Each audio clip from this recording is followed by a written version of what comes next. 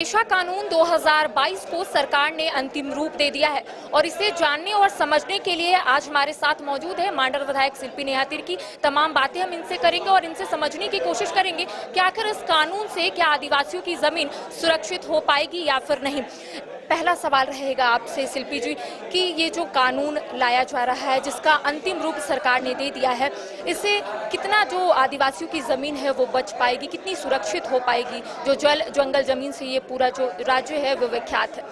देखिए, पेशा कानून का जो फाइनल ड्राफ्ट निकाला गया है उसको मैंने पूरे तरीके से अध्ययन तो नहीं किया है, मगर आज के समाचार से जो मुझे मालूम पड़ा है उसमें यही है कि जो आदिवासी हैं या ग्राम सभा है, अब आदिवासी केवल नहीं कहूँगी, जो ग्राम सभा है अब उनको अधिकार मिलेगा अपने ज़मीन को ये करने के लिए, हस्तांतरित करने के लिए। अगर वो उसे कोई ज़बरदस्ती उसे छीन रहा है या उसका कुछ जबरन करने का चाह रहा है, वो सभी चीज़ों के लिए दंडनीय अपराध के तहत उन्होंने उसे बहुत क्लैरिटी के तहत दिया भी है।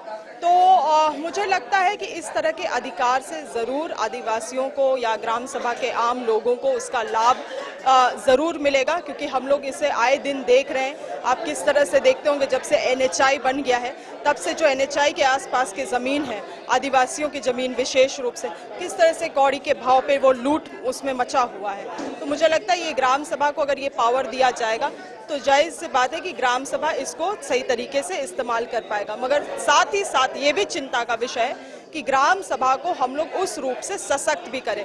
आज भी आप गांव घर में जाएंगे तो कई सारे ऐसे जगह हैं जहां पे ग्राम सभा डिफंक्ट पड़ा हुआ है।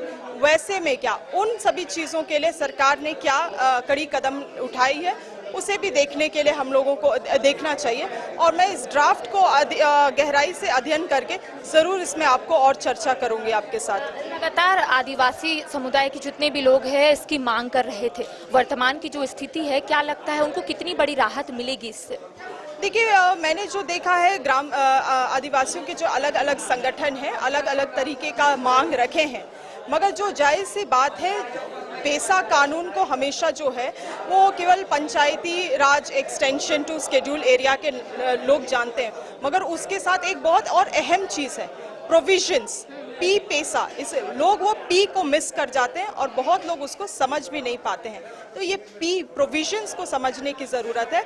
और जिस तरह से पी पेशा कानून में जो 25 प्रावधान दिए हुए हैं, सरकार को ये भी सुनिश्चित करना चाहिए कि उन प्रोविजंस को कैसे आम जनता तक हम लोग पहुंचा सकें, क्योंकि पेशा कानून केवल लागू कर देना ये बहुत बड़ी बात नहीं है, क्योंकि ये 5वीं अनुसूची इलाका है, 5वीं अनुसूची राज्य है। इस राज्य को आगे संरक्षण देने के लिए उन प्रावधानों को, उन प्रोविजंस को लागू करना बहुत ज़रूरी है और उन प्रावधानों के अंतर्गत कानून बनाना बहुत ज़रूरी है। तो सरकार इसे अगर आगे जाके सुनिश्चित करती है तो मुझे लगता है पी पेशा के तहत जो नियम बनती हैं, जो संरक्षण बनती है इस राज्य के लिए, उसका मकसद पूरा हो पाएगा।